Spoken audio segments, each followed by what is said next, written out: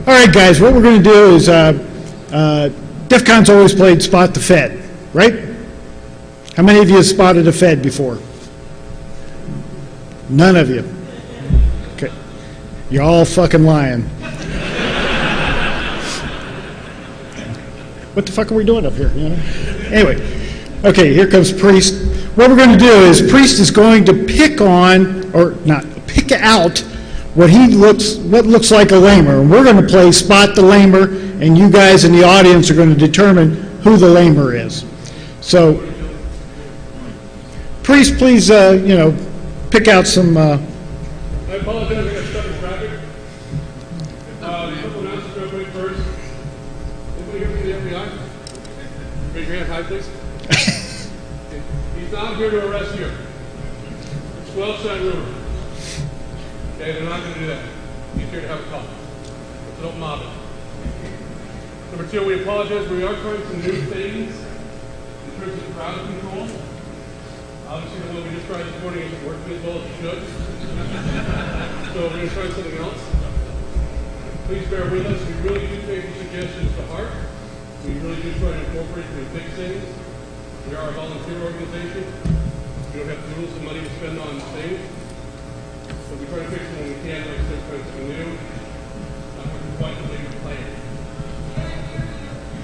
Stand up like you're down here, Kyle! Priest, is there anyone you need me to go kill? No. Clearly you've watched Full Metal Jacket. Stand up, sir.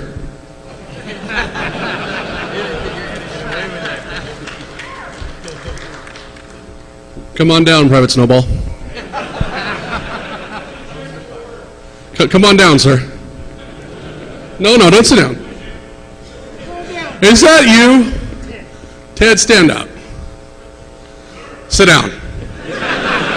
I didn't say Simon Says. Stand back up. Let's see how many times we can do this. Oh, there we go. Uncle Sam's misguided children. Okay, what I was saying was, we apologize. We are trying some new things in terms of crowd control. Obviously, it's not working this morning. We apologize. We do take your suggestions to heart. We do try to correct the problems that we find. Obviously, the one we have right now is not working. We are also having is anyone here from DHS? Next panel is DHS, and I can talk about them since they're not here. It's the DHS experiment. It's to find terrorists. So if the guy next to you is not sweating out in the hall, probably a terrorist. Turn him in. I know that you're not sweating, Jim. Like Jim explained, we're going to do the Spot the Lamer. So I'm going to walk amongst you and basically pick people out. Anybody you want. Get some females, though. I already warned them they may have their pictures taken. Oh, yeah. For instance, here, this is a more press-friendly Defcon in here. So if you are a wanted felon, we are working undercover. Keep that in mind. If they are walking freely and they can't get your photographs, you go to the Capitol flag area. There will probably be press in here coming in because it's funny. Keep that in mind. Also, still have Maui and women. Men and women like that. Did you hear they're a vampire?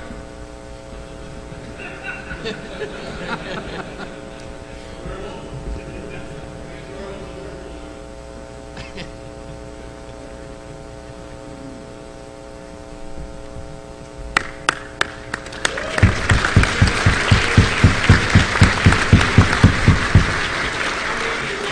About 5 or 6.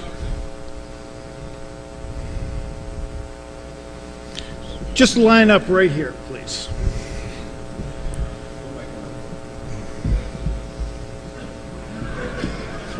Right out in front, where everybody can see you. Right behind the big guy in the red shirt.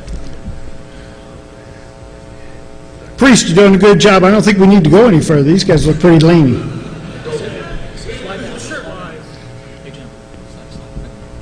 Yeah, guys, slide down right in the middle, please.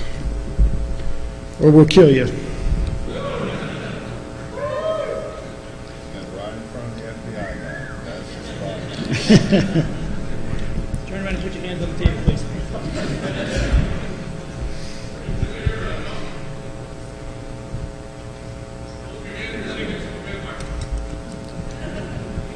Hey, priest, there are some more girls over here. More girls.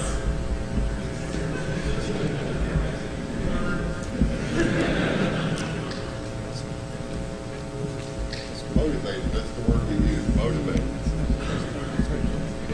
That's good, priest. Thank you. You want to ask the first question? Nah? Okay, we're going to number you guys. Look at me. 1, 2, 3, 4, 5, and 6. Okay. Number 1. The question is, where do you store your porn?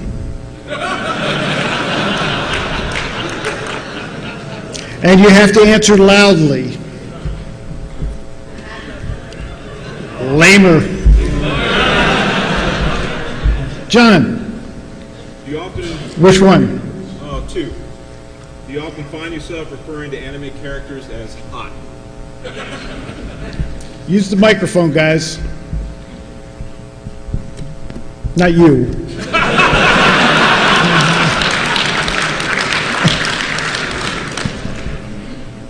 All right, number 3.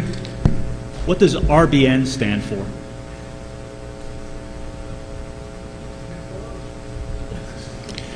Lamer. I'm not telling you. Go ahead. Trent. Number 4, have you ever had a lightsaber fight in public?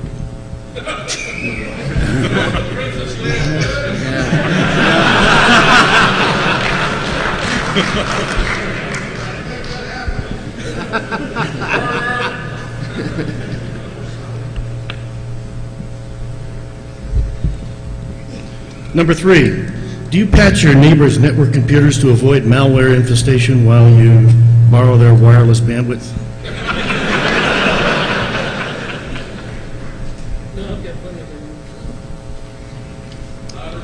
The answer was That's not what she said.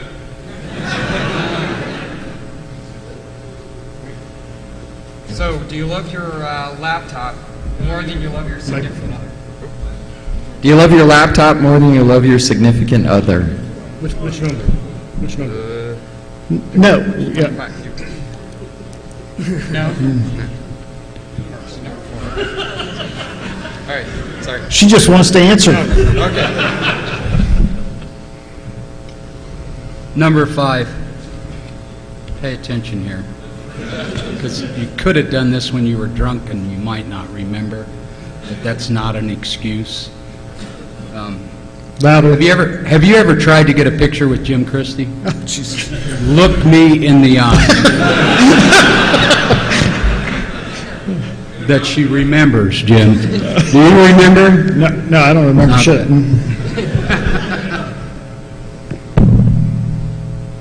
Number 6. Okay, this is a hard one. How many episodes of Star Trek did Will Wheaton kiss a girl?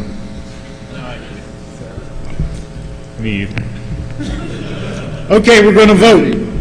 Who thinks number 1 is the lamer? Cheer, clap. Nobody. Okay. Number 2. Poor bastard didn't even do this. Number 3.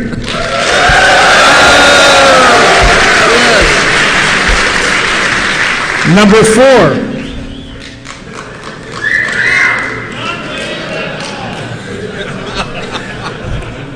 Number 5.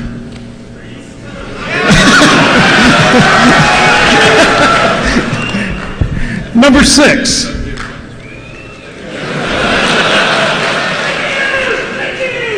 Okay, number 1, number 4, and number 5, and 6 can sit down. Okay, we've narrowed it down. All right, another round of questions. Now it's 1 and 2, okay? 1, do you have a 3.5-inch floppy?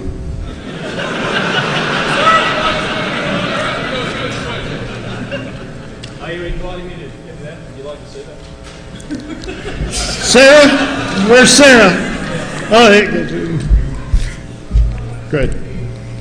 Number 2, would you use an ATM at Defcon? Barry, use the mic. All right, number 1. What reading material do you keep in your bathroom? Reading material, magazines. Yeah, number 4. heard that.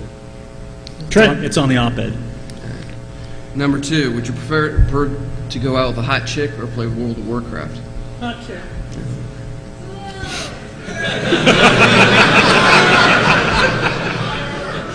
My Tom. sister plays Warcraft. Go gigging.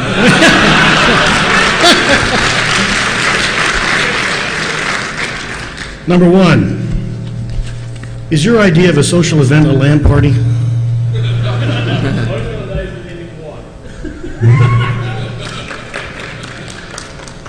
All right. Number 2, name at least 5 Intel x86 machine instructions. That's enough. Next one. Asking how to program and stuff. Move, ask, sub. Hey, no help, no help. Hop. Number 1, have you ever purchased virtual gold or virtual weapons with real money?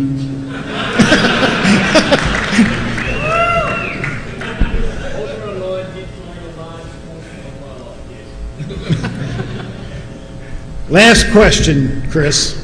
Number 2, for you to be up during the day, would you have to move to Tokyo? For you to be awake during the day, would you have to move to Tokyo?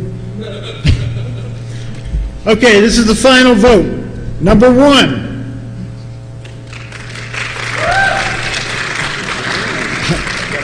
I'm not sure I have to ask any more flippant questions. Number 2. Okay, number 1, you can have a seat. Number 2, if you would come up here, please. Would like to present you with the coveted Spot the Lamer t-shirt. Says, Feds burn another one at Defcon 18. I also have a coin for you, if you would want one. All the Feds have swag for you. Coveted 50-year deck of playing cards, NASA. Badge. Thank you. Challenge coin, patch. Thank you. This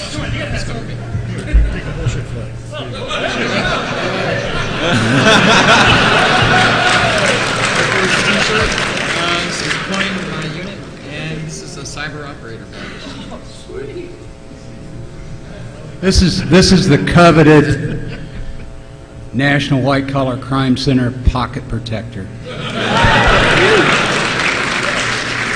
Newton, take your hands out of your pockets. Excuse me, sir. We also have a vacation.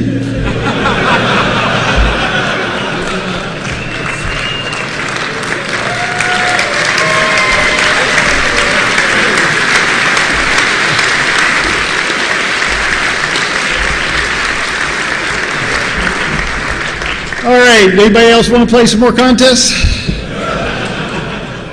Okay, this year we've been allotted 2 tracks. So the first track is to deal with criminal cases and forensics and that kind of stuff. So we got mostly law enforcement guys up here.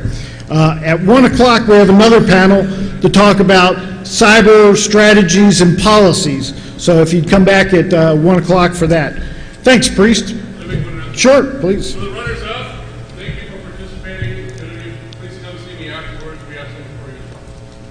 Not an arrest, but... Thanks, Priest. We have armed all our panelists with our coveted bullshit flags. So if we think your question is bullshit, we're going to let you know. If we think the answers are bullshit, we're also going to wave our flag. So, cheering is allowed. Now we're going to just do a quick introduction, and then we're going to open it up to questions, and we've got a microphone down here in the center aisle. This aisle. Okay, I'm Jim Christie from the Department of Defense Cyber Crime Center. Was a special agent with Air Force Office Special Investigation for about 24 years. Been a computer crime investigator the whole time. John. Tom, in the interest of keeping this brief, I'm going to set the stage. I'm John Garris. I run the NASA Computer Crimes Division. We catch hackers. Over to you. Very My name is Barry Grundy. I'm a Assistant Special Agent in charge of the Treasury Department's Treasury Inspector General for Tax Administration. In brief, because I know that's not familiar to a lot of people, we oversee tax threats to tax administration internally and externally for the IRS. My name is Trent Tyma. I'm with the FBI. I run the National Cyber Investigative Joint Task Force, and I want to thank you for the job security.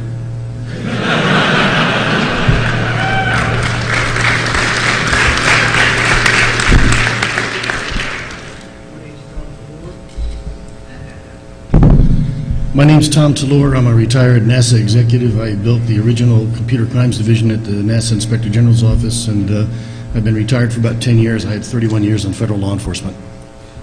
Good morning, I'm Colonel Mike Camertino with the U.S. Air Force. I'm commander of the 318th Information Operations Group. My group performs reverse engineering, malware analysis, intrusion detection, and also provides defensive mechanisms, custom government-only defensive mechanisms to protect U.S. Air Force and DoD networks.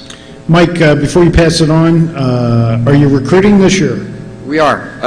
We have a large number of jobs that remain unfilled. We need good talent, and we don't really turn anybody away. Even when people have maybe stepped across the line, we redirect them to our... We don't turn anybody away who crosses the line. We have a special line for them. Well, yeah. And that's part of my deal, too. I actually have no authority to arrest you, and I'm not interested in arresting you. I'm here to recruit you. So... come see me after. A little less than that. Oh,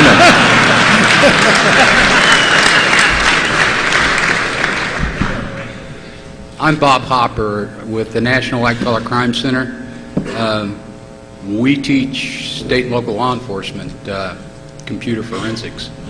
And as a side note, I've been coming here 4 years, so I usually fly in on Monday, and we do this and fly out on Saturday or Sunday. I'm 32 years old. So this is what this will do to you.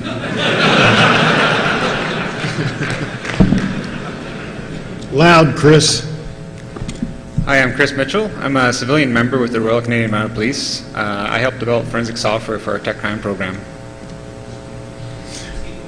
Okay. We need questions. This is all for you guys. So line up. Let's have some questions. Come on, come on. I've got another highly coveted STS Endeavor Mission Medal for someone who asked a good question. To be determined later, of course. Yes, sir. Hi. I just heard recently that the mastermind behind the Mariposa botnet was just taken down. Do you guys have any information on that? Yeah, the Slovenian police arrested them Tuesday. The Spanish police arrested a few other people, I think, early this summer, along with stuff that we did domestically. Yeah, it just happened. Nobody's behind you. You got a second question? Go. Line up, guys, if you have questions. Do you folks communicate with each other on problems, issues? How the hell do you think they got here? No, I mean at work. In other words, are there interagency connections between you guys for everything, or is it just certain items? No, we don't talk to each other at all. I've never met these people in my life. Yes, we do. There are a lot of working groups and task forces that work on various cybercrime issues in particular. The IGs, the Treasury Inspector General and for Tax Administration, and the NASA IG, the smaller computer crimes unit actually do rely on each other, on the FBI and some of the larger agencies very much for intelligence and support in the field. So yes, there's a lot of So does this carry to local areas? In other words, like sheriff's departments and police, city police forces and so on? Actually, yes, it does. And it's U.S.-wide then? Okay. Yes. Thank It's you. actually international, not just U.S. Yes. Did you notice Royal Canadian Mounted Police? They come from Canada.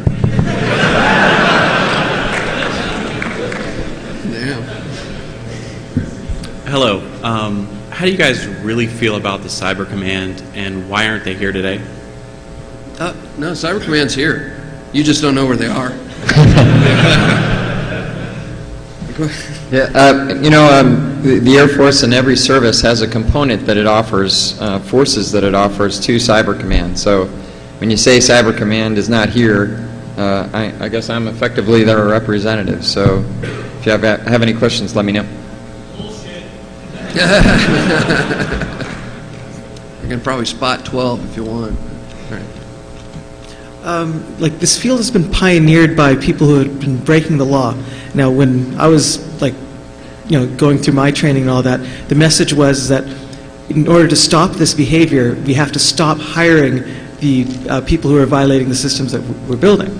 Now, what I just heard is that you're looking for people and you're not too worried about the fact that lines have been crossed. Is that a shift again in the industry position? Well, I'm the one who said that I didn't mind people crossing the line. But remember, these guys are law enforcement guys, so they do care if you cross the line. But I'm not. What I will do is, even after you've paid your debt to society, in terms of these guys, we kind of direct people to our support contractors. So people can do white world research, unclassified research on all sorts of malware, and still contribute, to the Air Force and the defense of the country. So. To be able to work for any one of our agencies, you're going to probably have to get a clearance, and there'll be a background investigation. So if you have broken the law in probably the last 5 years, that'll probably eliminate you for a period of time. If you've stayed clean for 5 years, you're probably going to be eligible for, and depending on how severe a crime you committed. So, it's dependent, and there has to be a period of time where you're clean. Anybody else? Well, yeah, on that. I mean, if you're elite, I want to talk to you. I mean, it doesn't matter. We may not be able to give you a TSSCI clearance, but I still want to talk to you. So. Hi. Working in the private space with consumer protection, with a lot of the threats that are out today, fake antivirus, phishing, things like that, it's been very hard to get law enforcement engagement for, hey, somebody just lost $50 over there. Where at scale, it's billions of dollars, but it's just in all these little drips. What are your thoughts on how law enforcement can get a better handle on that, and how can private industry interface better with law enforcement to ultimately get prosecution? So the National White Collar Crime Center and the FBI have a facility in West By God, Virginia called the Internet Crime Complaint Center. And we take complaints online from victims, and we don't really care whether you lost $5 or $500. The FBI does a really, really good job of doing analysis on those cases and following up with those investigations that meet their threshold. What we do with our analysts from our side of that is take those cases that don't meet the FBI threshold, do some analysis on those cases, and hand those off with that analysis to both sides of the jurisdiction. So the jurisdiction that's got the victim and the jurisdiction that's got the suspect, and we put those two investigations together. We had a conversation about this yesterday about ISPs and credit card companies and various other people that are involved in the fraud chain, retaining data, because what we find is that person that lost $20 that normally wouldn't have their case investigated might be part of a fraud that's $1 million fraud once you cobble all those cases together. So once they're aggregated and codified into one single investigation, that victim might actually get some satisfaction. So what you commonly hear is that person has reported a crime and they might not think it got investigated when in fact it did, and the case was filed as a large fraud case. They just weren't called to testify. So they actually might not know that the case actually got investigated. Yeah, to piggyback on what Hop was saying, we benefited from the Triple C's work, Internet Crime Complaint Center, on a Nigerian case where NASA was victimized, but it wasn't quite at the level that was enticing to many U.S. attorneys' offices, particularly in the larger jurisdictions like Washington, D.C., New York. We go there, we found out that our guy was directly associated with over $750,000 of lost complaints, and we know that's just a fraction of the damage that he's done. That tipped the scale and got people interested, and we ended up arresting him. And he spent a year and a half in Nigerian prison. I think that's a pretty good outcome.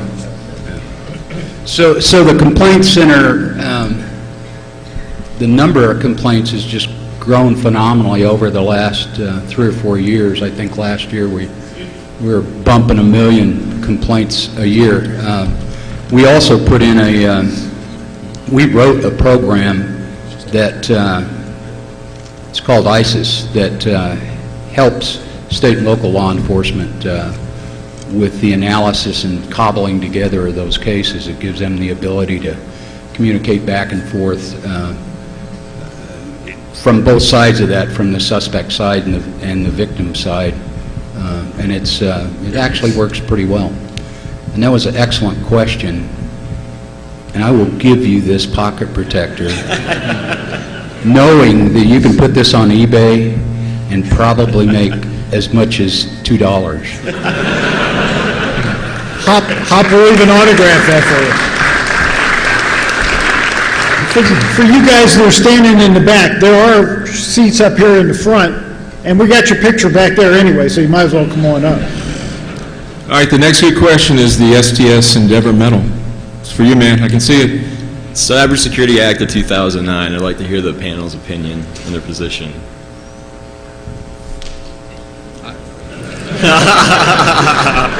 Could you repeat the question? The Cybersecurity Act of 2009, your position, you could just go for or against. We're law enforcement. We enforce the law. I mean, the Congress did a great job making the law. So.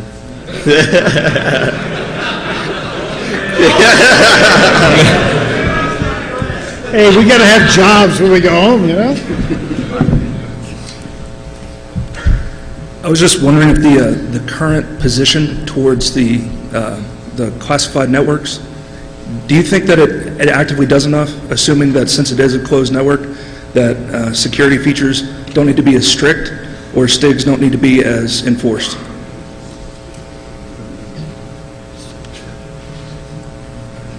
I'm not sure I grasp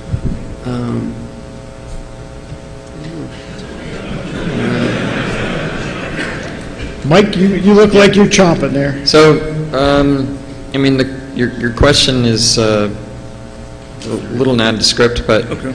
As far as security, you're asking about security on our secured networks? Mm-hmm. Okay. Or classified networks? Well, we're not going to really talk about that too much. Number one. Fair enough. But, you know, I mean, certainly the posture on secured networks is at or above what you might expect to see on our unclassified networks, just because of their criticality, the value of the information, and the fact that, frankly, some of the information on those networks could get people killed if it was revealed. So it's really important, you know, that we make sure those systems are protected as best we can. I mean, that's a pretty, you know, generic answer, but, you know, it's kind of obvious from that.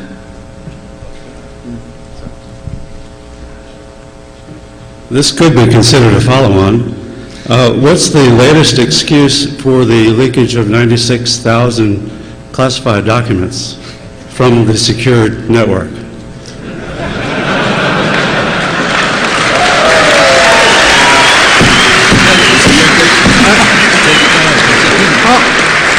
I'll take that one. It just takes one stupid motherfucker. That's a human problem. One lying motherfucker with no integrity. That's all it takes. That answer it? Well said. Bullshit.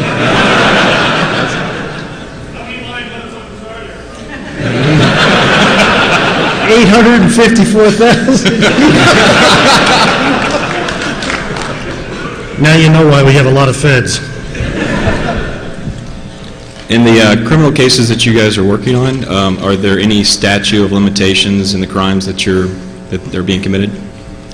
Depending on the crime, there are statutes of limitations that, you'd be outside the scope. But it actually so you did the crime, did the hack, say in the 90s, and we didn't find out about it. Actually, the clock starts ticking when we discover it and start working the case. So it depends. So as long as you're working on the case, it's But there are statute of limitations depending on what the violation is, what you're actually going to charge with. If you don't gather enough evidence to complete it, You can talk to me later afterwards, and I'll be happy to. That's an interesting question. Do you have a specific date? Yeah. Yeah. Nothing specific. You want to cut through the bullshit and just confess right here?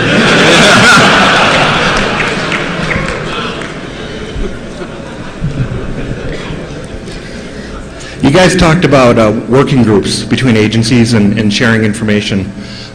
What about, what opportunities are there with private sector and working with law enforcement, as private sector are exposed to the same threats oftentimes, and they might have visibility that could benefit law enforcement, and then law enforcement could also provide information to the private sector to help protect their networks. There seems to be a little bit of a information gap in some of the sharing that goes on between those two. There is, but we're working on it. So what we do every day is work with state and local law enforcement, and in some cases federal law enforcement. Part of our job, we have the ability to kind of wear the government hat and the private sector hat because we're a nonprofit. So we work real closely with people like Cisco and Symantec and Mantec and McAfee and on and on and on. And we do just exactly what you're asking about. We bring those experts from those entities to the table with law enforcement experts and identify from both sides the gaps as best we can. Do you also work with private companies other than the commercial Absolutely. security? We do, yes, we do.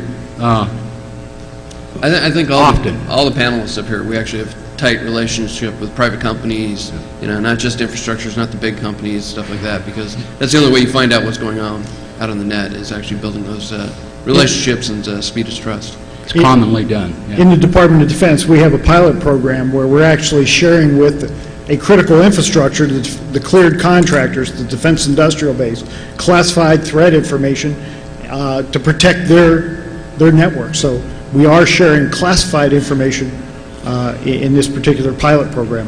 Is there an opportunity for private industry to become classified, or non-contractors to be able to obtain that threat information under some sort of vetted community? That's a policy question you should hold for DHS in the second panel.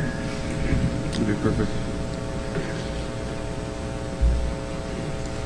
I'll just shift gears a little bit. On the Internet Gaming Enforcement Act, there's a lot of the servers that are affected by that are overseas, and I was curious about your approach to enforcement on overseas gaming resources.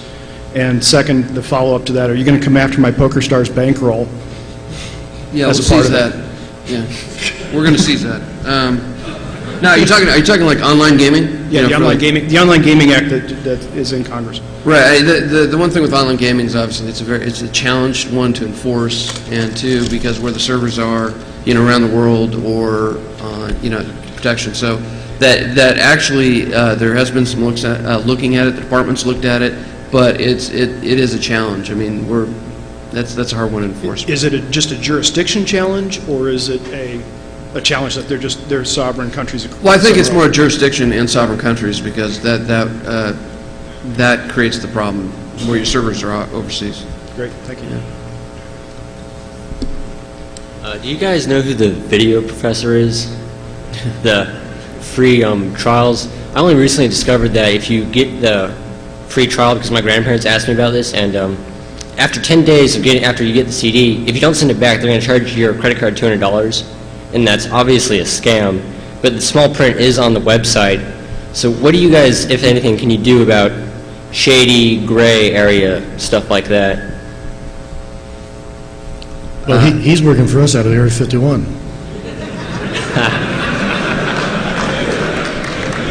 Actually, in that gray area, the FTC, Federal Trade Commission, has some authorities and powers to address. That's where I would suggest you direct the complaint. In those gray areas where there's no clear violation of law. And actually with your state attorney general's office? Seriously, with that, bring it up, because the state might have problems with that more than the federal government. Right. Right. Thanks. This one's for my northern brother on the end here.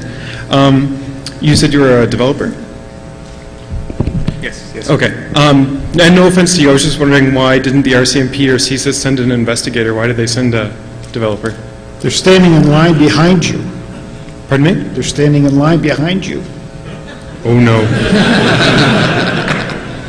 Well, part of the reason I'm here is actually to attend some of the conferences and learn a lot. So I guess they thought maybe I would be able to take away a significant portion from that, I hope. So you got the short straw? Hopefully. That's cool.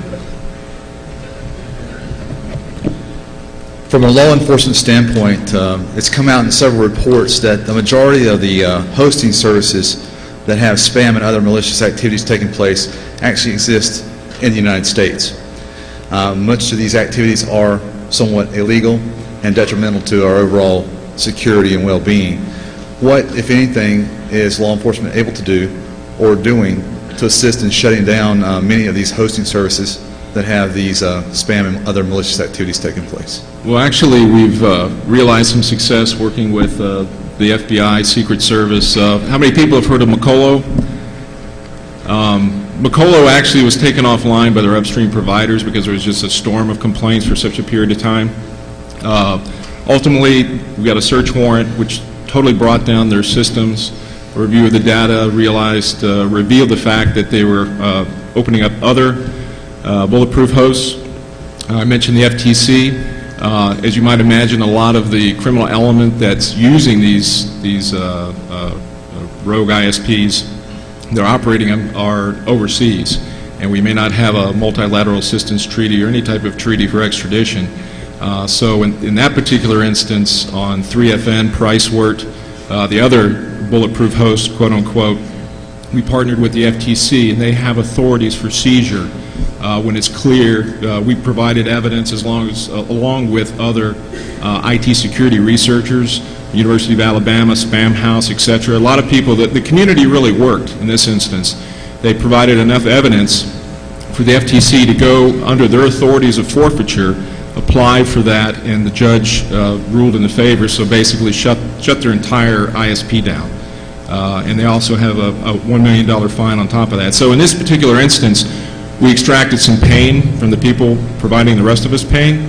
It's not the perfect solution, particularly for the law enforcement folks who want to see people in cuffs, but it's better than nothing.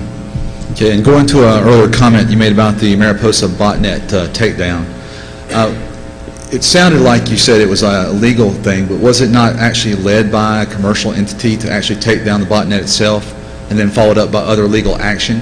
And now applying that standard to other botnets around the world, are we going to have to look at commercial entities going after these things rather than actual law enforcement rendering some type of service to take these botnets down? I think to answer your question, it's more that, yeah, we're going to have to work, it's a bigger problem. It's not just the law enforcement or feds and raid jackets coming out. It's going to be a community working together to bring down these things. Let me just quickly follow up on that. I'm aware of 3 cases just in California where there might be some people in this room that helped out on them, but I would expect there probably is. But it was a true partnership between people in the industry, basically collecting the evidence and handing it off to the right people, and it was the FBI and FTC, and in one case, they chased a bad guy through 3 ISPs, finally completely got him shut down. But a lot of the bulk of that work was done by people in the industry. So the great partnership. Law enforcement certainly at the state and local level, don't have the capacity to impact that kind of problem. I mean, that's truly just, if the FBI and U.S. Secret Service, some other federal agencies weren't there, it wouldn't get impacted at all. Given that there's been a modicum of success in prosecuting cyber criminals, the big ones, and that the cybercrime is not taken as seriously, not as sensational as, say, a bank robbery in person, and that the district attorneys are forced to use archaic laws in establishing jurisdiction and account access, do you see a point in time where the cyber laws, both in this country and internationally, catch up with the cybercrime as it happens? I certainly hope so. So it may be coming from another direction. So that the Department of Justice just 3 weeks ago announced the formation of a number of intellectual property task forces around the country. So some of that's driven by cyber and some of it's not. But that product that has a nexus to cyber is probably going to get impacted by those task forces. I see hope on the horizon just because it's on the president's agenda, in the top 5 probably. To address your question a little bit differently, I spent a lot of time in the 90s and earlier working to develop all the cyber laws we have now with the Department of Justice, and a lot of the people like me did. In the United States, we have very robust laws. Ironically, some of the civil liberties built into our cyber laws are stronger than those that are built into our corporeal space laws that existed before cyberspace. The issue for all of us that work in this field and worked in this field is these cases are international in nature, and we're slammed 18 hours a day working them. The operational tempo is very large. And so when you work with nations overseas that either don't have these laws, don't care, or have ethics issues with their good governance issues, you combine all those issues. Since these cases are international in nature, it becomes more difficult. It just doesn't become a U.S. legal issue to resolve them. You have to work through these international issues. You've got to keep in mind, overt acts taken on the part of anybody, not just a nation state, can constitute an act of war in cyberspace. So we're in good shape in the U.S., but in other countries it's not quite that way. Okay, thank you. Well, I'm going to follow up on that. Dirty little secret is that the #1 cybercrime in the world has nothing to do with intrusions. It's child pornography. And so the limited resources that federal, state, and local law enforcement have, a great deal of those resources are put to the predators that are preying on children. And unfortunately, in a lot of cases, especially at the state and local level, intrusions aren't looked at. It's a matter of resources. What are the panel's views on the U.S. government's desire or capability to shut down the internet in the event of a cyber attack? I think there are 2 bills currently in the Congress that are being considered. That's it? That's it. That was fortunate. Yeah, I agree with that. I agree with that. Question I've got is, who's the lead federal agency for a large-scale cyber attack? Who would take command and control during a large-scale cyber attack, such as something against critical infrastructure, more than one area? So, just example, healthcare, transportation, et cetera, et cetera. Probably the FBI. So, it depends on how it comes in. I mean, if you have, like, when I was at NASA, we had 24-hour-a-day surveillance of our networks, and sometimes we were the major victim. If we were the major victim, we would have the lead in the matter because we had the corporate knowledge, we had the infrastructure and the resources in the area. But as we're watching attacks come across the line, often we'd see the Department of Agriculture, or the Department of Commerce, or IBM as a victim. We don't have jurisdiction to investigate incidents in those departments. We either have to refer to the matter to those departments if they have cyber investigative resources or not. The FBI has jurisdiction across the government, and they could go in and handle an issue, for example, in one of these other departments that we don't have jurisdiction in. So in a situation like a Titan Rain, redo, in other words, attack against, let's say, defense, or another agency that is outside of the networks, controlled by Department of Justice. What you're talking about is a team sport, and that's why everybody's up here. The FBI leads the National Cyber Investigative Task Force for that reason. Everybody here just about is at that table plus, and it's a team sport, divide and conquer. Everybody's a sensor today, so when you're attacked, you got to gather the information from all the different sensors and analyze it, and it's definitely a team sport today. The people in the individual agencies that are law enforcement officers, like I was at NASA or when I was with the NCIS or the Defense Criminal Investigative Service, were supposed to have vast vertical knowledge of what's going on in that department, because that's something the FBI just can't have. They got too many things to do, going laterally across the U.S. nation's law enforcement effort. So when you combine these vertical and lateral approaches, you hopefully get the type of team support you need to get things done. And that's what we try to do. This question is for the two NASA gentlemen on the panel. I've worked on a lot of DoD networks, and I know that it's really difficult in the NASA organization based on the leadership style of NASA, different from the other DoD networks. And I was wondering if you could speak to maybe two different items. One is on an enterprise level, how do you protect the individual machines? Because we know that the border is as safe as it can be, but most of the users are inviting the bad guys in. And so how do you detect the individual machines on the downside end, and what kind of tools are you going to put in? And what do you think the next best thing coming out of NIST will be to help with that? Well, I'll let John answer what's going on at NASA presently, and I'll be glad to add a historical perspective after that. With regard to the approach with NASA, first of all, NASA has several missions. The human spaceflight mission, I'm proud to report so far, knock on wood, is pretty locked down. The science mission, on the other hand, by statute, is required to share data with the public. And they do that through an extensive association with educational institutions, not just in the U.S., but across the globe. So the attack surface for NASA is significantly higher than many of your U.S. agencies. That's not an excuse, that it is what it is, and also gives us a lot of business, quite frankly. But as far as the approach for locking down the networks, I mean, the agency is trying to do what everyone else is doing, a defense in-depth approach, which is the only way it's going to work. Hopefully that answered your question.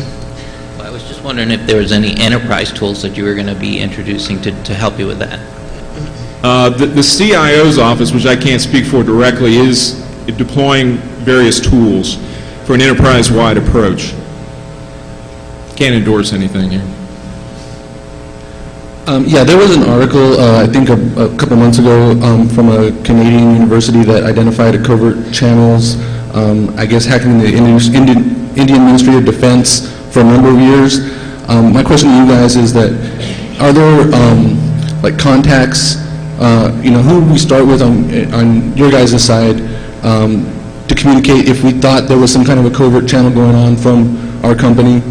To kind of start that process for identifying if in fact that is the case, and how there was another. I went to a security event where the presenter was a private security company that said there was upwards of 80% of the corporations out there had some kind of a rootkit in them, and that these kind of channels are quite common. Whether or not they're being used is the other thing. They might not be used. The best thing to do if you want to report it is get to know your friendly neighborhood FBI agent and bring that to them so you can. So start with the FBI. Start with the FBI or any people on the panel. I mean, if the company's affiliated with doing defense contractor Absolutely. work, they want to talk, and if it's the Air Force work, talk to the Air Force OSI. If it's NASA work, talk to NASA. There's a lot of places they can go. It just depends upon, if it's a pure commercial business and commercial fraud, Right. commercial issue involved, the FBI would be most likely your best call on that. And do you guys see that or work with those people, those kind of events? You actually see that happen? Every day, all Every the day. time. Yeah. every day. Thanks. Unfortunately, this is going to be the last question, guys. We're out of time. So I'll make it very short. Thank you. Most likely, it's more directed toward DHS, but I want to have your viewpoint and opinion on this. With the critical importance of the net, I understand the argument to network shaping and traffic control of ISPs and the government influence in that. But in lieu of protection of the First Amendment rights and equal access to the network, as it's so important to our lives, what is your response to network neutrality, considering that P2P is under scrutiny, and now that P2P is actually being used by commercial vendors, and also the issue brought to light by The Shadow Factory. It's a book that talks a lot about I suffer from ADD. Can you shorten that up? Okay. We have trouble hearing you. If you speak up and make it shorter, because we're limited on time. Sorry about that. Just give us a quick question, because we're short on time. What is your viewpoint on net neutrality? Net neutrality. Well, I'm an old-timer, and I was brought up on the internet and command line Unix way back working cybercrime cases, 79, 80 time frame. So I kind of believe in the old internet, personally speaking for myself. I like it. I don't like all this regulatory oversight, personally speaking. I'm retired. I can say any fucking thing I want to. Thank you. I mean, the real problem you have in this country is, it's very interesting. We live in a constitutional republic, but we have vast laws that criminalize just about everything. And so you've got this conflict between openness versus security and democracy, and it's a difficult issue. Thank you. I want to encourage everyone up there, because I understand your difficult jobs, but to press forward with net neutrality, because honestly, that's the way we're going to make U.S. stay the U.S. Okay, guys, thanks a lot. Don't forget, we have another Meet the Fed panel on policy at 1 o'clock right here. We do have a couple of bullshit flags left. Okay, and also, we're going to take these fine folks right across the hall to room 111, so if you were online and did not get your question answered, they will be able to do it over there. And please exit to the right.